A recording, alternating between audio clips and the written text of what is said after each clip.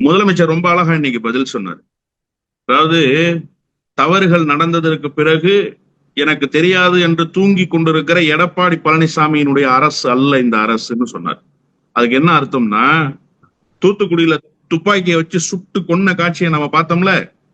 என்ன தெரியுமா சொன்னார் எடப்பாடி பழனிசாமி? டிவியில பார்த்து தான் தெரிஞ்சுக்கிட்டேன்னு சொன்னார்.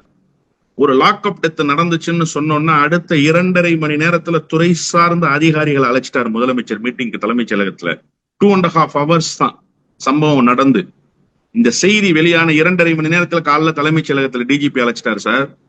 அத்தனை துறை சார்ந்த காவல்துறை அதிகாரிகளை அழைச்சிட்டாரு. என்ன நடவடிக்கைங்கிறத நானே டைரக்டா மானிட்டர் பண்றேன்னு சொல்றாரு. நீங்க எப்படி அரசை குறை சொல்ல முடியும்? எந்த முகாந்திரத்தோடு நீங்க குறை சொல்றீங்க? இன்னொன்னு சொல்லவா, தேசிய குற்ற ஆவண காப்பகத்தினுடைய ரிப்போர்ட் என்ன தெரியுமா? நீங்க சொல்றீங்கல்ல ஒரு எண்ணிக்கை, அந்த எண்ணிக்கையே பொய். அந்த எண்ணிக்கையே உண்மைக்கு மாறான எண்ணிக்கை. உங்களுடைய அரசு நடைபெற்ற காலத்துல லாக்அப் டெத்து, இந்த மாதிரியான காவல் வன்கொடுமைகள் இதெல்லாம் நடந்ததனுடைய எண்ணிக்கையை விட 28% இப்போது குறைந்திருக்கிறது. அதுக்காக நான் திமுக அரசு சரியாக செஞ்சிருச்சு, உங்களை விட கம்மியா தான் இருக்கு, இது சரின்னு சொல்ல. இத முதலமைச்சருமே ஏற்கல. திமுகவினுடைய தலைவராக இருக்கிற முதலமைச்சர் இதை ஏற்கல. நீங்க திமுகவை நோக்கி குறை சொல்ல முடியாது இந்த நேரத்துல. உங்களுடைய ஆட்சியில் இருந்ததை விட காவல் வன்கொடுமைகள் இப்போது இந்த ஆட்சியில் குறைந்திருக்கு. புரியுதா உங்களுக்கு?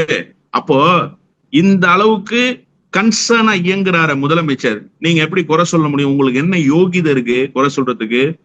இன்னொன்று நான் கேட்கவா, ஃபெலிக்ஸ் ஜெயராஜ் என்ன பேசினார் எடப்பாடி பழனிசாமி? ஞாபகம் இல்லையா? தூத்துக்குடி ஃபெலிக்ஸ் ஜெயராஜ் 2 பேரை என்ன மாதிரி நடவடிக்கைகளை எடுத்தாங்க எடப்பாடி ஆட்சி காலத்துலன்றதை நாம பார்த்தோமா இல்லையா? அதன் பிறகு அரசே போய் துணை நின்றது. யாருக்கு?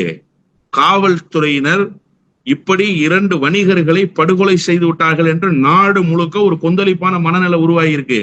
அரசு போய் காவல்துறைக்கு துணை நின்றுச்சு. என்ன தெரியுமா சொன்னாங்க?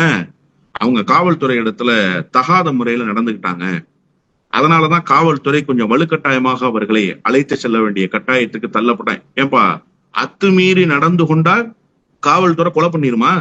இத சாட்சி சொன்னது யார் நீதிமன்றத்துல? எடப்பாடி பழனிசாமி தலைமையிலான அரசு. அஃபிடவிட் போட்டது எடப்பாடி பழனிசாமியுடைய கவர்மெண்ட். ஏன் சார் போட்டாரு உங்க பிளீடரு? கூப்பிட்டு கேட்க வேண்டியது தானே? அப்போ உங்களுடைய கவனத்துக்கு இல்லாமல் அதெல்லாம் நடந்துருச்சுன்னு நீங்க சொல்லுவீங்களா? ஆனா இப்போ தவறுக்கு துணை நிற்கல முதலமைச்சர், உடனே நடவடிக்கை எடுப்பேன்னு சொல்றாரு. நடவடிக்கை எடுத்திருக்கிறார். அப்ப நீங்க எப்படி அந்த விமர்சனத்தை முன்வைக்க முடியும்? எனவே எடப்பாடி பழனிசாமிக்கோ எதிர்கட்சிக்கோ இதை விமர்சிக்கிற தகுதி கிஞ்சித்தும் இல்லை என்றுதான் நான் சொல்வேன்.